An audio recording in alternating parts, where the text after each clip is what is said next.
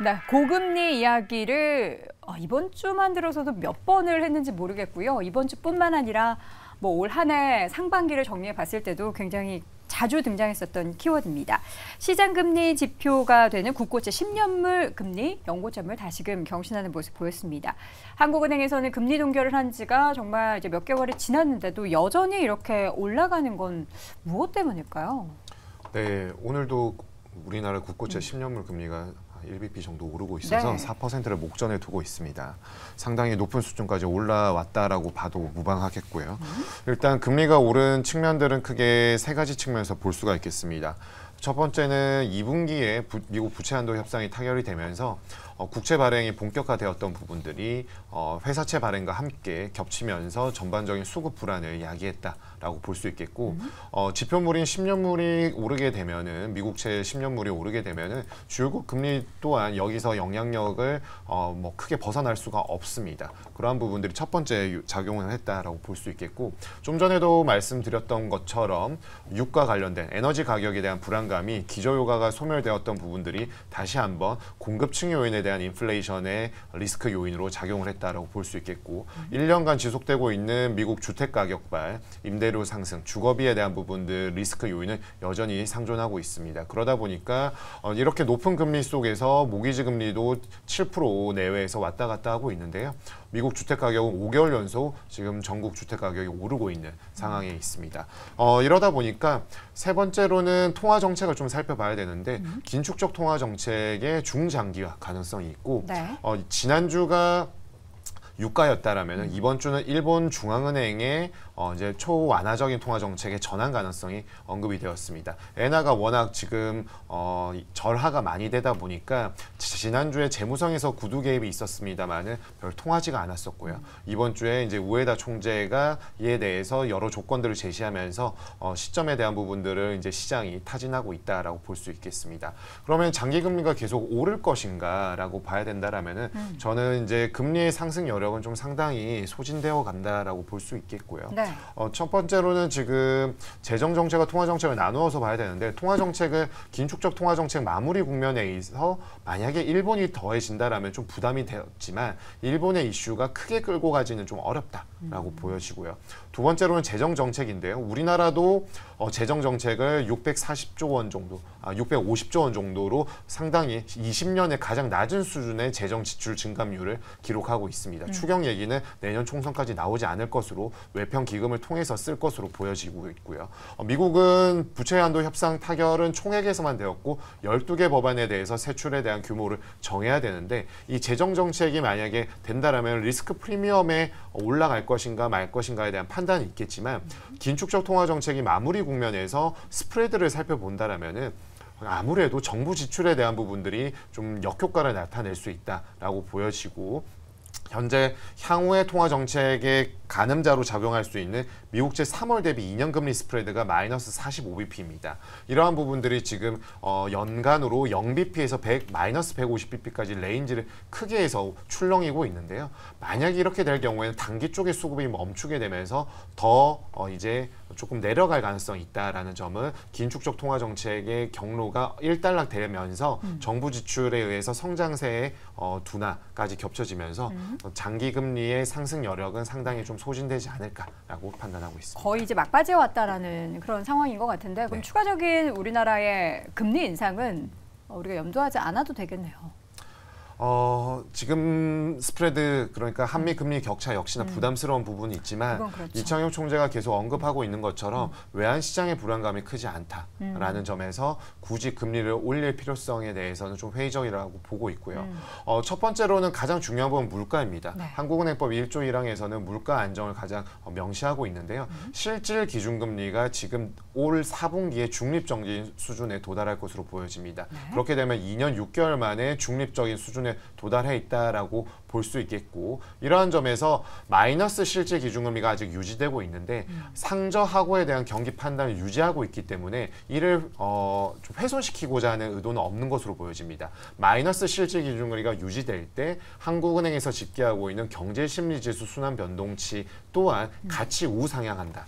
즉 경기가 살아나고 있는데 마이너스 실질 기준금리에서 중립으로 가는 과정이 짧아진다라면은 경기 회복 국면 또한 짧아질 수가 있습니다. 왜냐하면은 중립에서 플러스 실질 기준금리가 높아지게 된다라면은 시장이 받아들이는 것은 긴축에서 긴축적인 통화 정책이 더 강해진다라는 것으로 네. 인식할 수 있기 때문에 경기에 부담될 수 있기 때문에 한국은행에 있어서는 금리를 올릴 가능성은 좀 낮아 보이고요. 두 번째로는 이제 금통이 어제 의사록도 나왔는데 가계부채 얘기가 상당히 나오고 있습니다.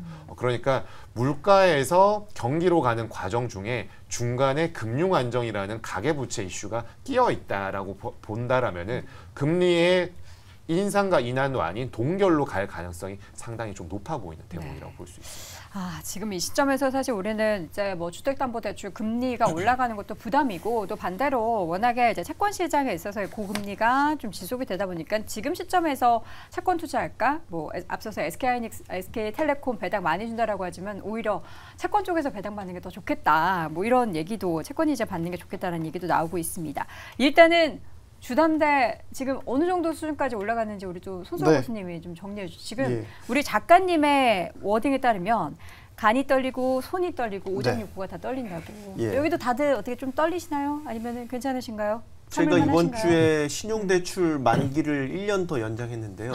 금리가 올랐어요. 개인적인 얘기. 네, 개인적인 얘기는 확실히 느껴지더라고요. 그래서 한번 연장하니까 6%대까지 올라가지고 이제 뭐 급여도 이체하고 이제 각종 가상금리 적용받을 수 있는 거 받아가지고 간신히 5%대 후반대로 낮췄거든요.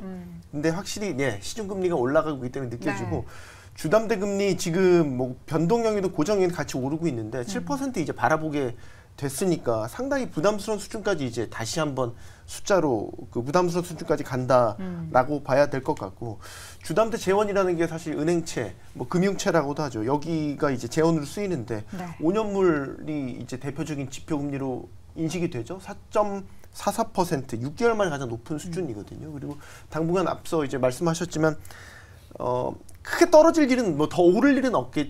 그렇게 보기도 힘들지만 뭐 당분간 확 떨어진다 이렇게 보기 힘들기 때문에 시중금리는 조금 후행하는 성격이 있어서 당분간은 계속해서 압박을 받을 것 같아요.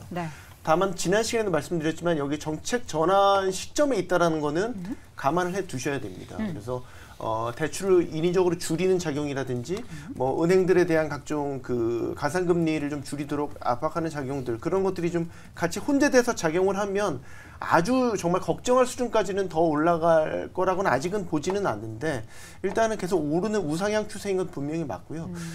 특히 이제 고정형 주담대 분들 차주들 최근에 늘어났거든요.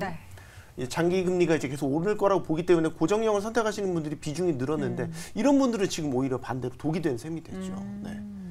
지금 우리 작가님이 고정형이라고 힘들어서 또 이렇게 사심을 드러냈습니다. 근데 중요한 건 이제 우리가 다시 주식으로 돌아와서 그렇다면 지금 이렇게 높은 상황 속에서 과연 우리가 채권 투자의 비중을 뭐 주식 대비해서 조금 늘려야 할지 아니면은 뭐 주식을 그래도 계속해서 투자해야 될지가 고민인데 우리 테이버 고수는 포트 안에 좀 채권 투자 비중이 좀 있습니까? 계속 확대를 하고 있는 중입니다. 계속 확대한다. 그런데 지금 채권 투자에 대해서는 근본적으로 원리를 좀 먼저 기억을 하셨으면 좋겠습니다. 채권 투자를 하는 근본적인 원리는 첫 번째 금리가 인하될 것이다라는 기대감입니다. 금리가 떨어진다라고 하면은 채권 가격이 올라간다라는 점에서 이 부분에서 내가 좀 안전적인 안전 마진을 확보하고 안전한 좀 투자처를 확보하기 위해서 포트폴리오를 다변한다라고 보실 수 있는 부분이고 이제 핵심은 금리 인하를 할 가능성이 높다라는 점이죠. 이게 내년 2분기가 될 것인가 내년 3분기가 될 것인가 그 시기의 문제지 결국에는 금리 인하할 것이다라는 게 대세론입니다. 그런데 여기에서 오히려 금리를 그거보다 좀 더 빨리 인하하게 된다. 이것은 오히려 위험 시그널이 될 수 있겠죠. 그렇죠. 경기에 대한 부분이. 말 그대로 지금은 경기가 너무 좋아서 고금리를 끌고 가면서 인플레이션을 잠재워야 되는 시기입니다. 그런데 그 인플레이션을 잠재우려다가 완전히 초과상간을 다 태우는 말 그대로 경기를 박살내버리는 그런 뭔가 리스크적인 상황이 온다 그러면은 예상보다 빨리 금리를 하게 될 것이고요. 이렇게 되면은 자산 시장은 완전히 박살이 날 겁니다. 단 채권 시장은 오히려 불이 붙겠죠. 그렇기 때문에 지금 채권 투자한다라는 거는 내가 좀 재미없는 원금이 좀 보장될 수 있는 혹은 내가 좀 더 장기간으로 끌고 가면서 낮은 수익률이지만 안전한 투자처를 찾는다.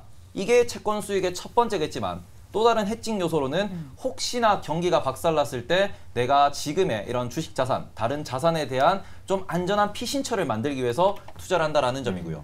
이런 부분에서는 지금 미국 기준금리가 5.5%입니다. 매우 높은 금리고 이것을 이미 유럽과 중국은 버티지 못하고 있습니다.